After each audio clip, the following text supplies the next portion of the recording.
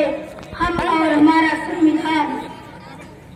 मंच पर विराजमान सभी धार्मिक विद्वान, विभिन्न स्थानों से आए हुए श्रोतागण एवं प्रिय साथियों, अस्सलामु अलैकुम वरहमतुल्लाहि वबरकातुहू। आज हम राष्ट्रीय पर्व के रूप में 71वां गणतंत्र दिवस मना रहे हैं। आज ही के दिन 26 जनवरी 1950 ईस्वी को भारत का संविधान लागू हुआ, जिसके निर्माण में कुल 2 वर्ष 11 माह 18 दिन लगे और 63,96,729 रुपए खर्च हुआ। इसे 26 नवंबर 1949 को संविधान सभा द्वारा पारित किया गया। 24 जनवरी 1950 को हुई संविधान की बैठक में डॉक्टर राजेंद्र प्रसाद को भारत का प्रथम राष्ट्रपति चुना गया।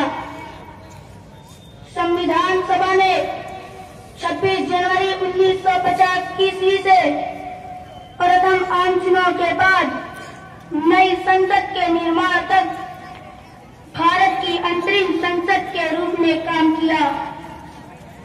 वर्तमान में संविधान में 22 भाग, 395 अनुच्छेद एवं 12 अनुसूचियां हैं। इसके प्रस्तावना में कहा गया है कि भारत के समस्त नागरिकों को सामाजिक, आर्थिक, राजनीतिक, न्याय, विचार, अभिव्यक्ति, विश्वास, धर्म और उपासना की स्वतंत्रता प्रदान करना संविधान का उद्देश्य है। संविधान सभा ने संविधान के निर्माण हेतु प्रमुख समितियों की नियुक्ति की, जिसके प्रारूप समिति के अध्यक्ष डॉक्टर भीमराव अम्बेडकर थे। संविधान ने भारत के सभी नागरिकों को कुछ मौलिक अधिकार दिए हैं। ये अधिकार नागरिकों के लिए इतने आवश्यक है कि इसके बिना वो अपने व्यक्तित्व का निर्माण नहीं कर सकता। संविधान ने सभी अल्पसंख्यकों को, चाहे वह भाषा, जाति, धर्म, समाज के आधार पर अल्पसंख्यक हो, धार्मिक एवं सांस्कृतिक स्वतंत्रता प्रदान की है और उन्हें इसका अधिकार दिया है कि वो अपने तर्ज का अलग स्कूल और शैक्षिक संस्थान स्थापित कर सकते हैं।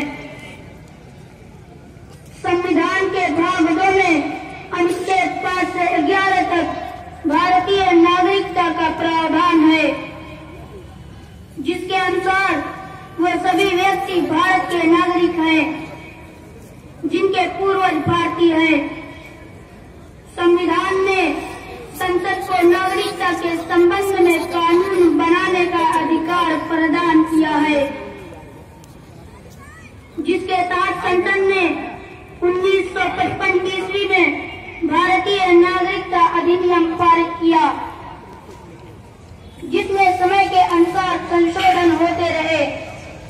इसी प्रकार का भारतीय नागरिकता संशोधन अधिनियम 1986 के तहत अब भारत में केवल उस व्यक्ति को नागरिकता प्रदान की जाएगी जिसके माता पिता में से केवल एक भारत का नागरिक हो, और देशीय करण द्वारा नागरिकता तभी प्रदान की जाएगी जबकि संबंधित व्यक्ति कम से कम 10 वर्षों तक भारत में रह चुका हो। जबकि नागरिकता संशोधन बिल CAB 2019 से अनुच्छेद 5, 14, 15 का उल्लंघन होता है।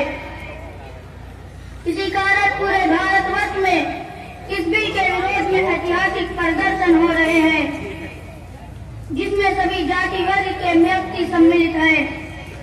अतः भारत संघ के हम सभी नागरिकों का कर्तव्य बनता है कि संविधान के सभी नियमों और उसके अंतर्गत स्थापित संस्थाओं, राष्ट्रीय झंडे और राष्ट्रीय गान का सम्मान करें। धन्यवाद।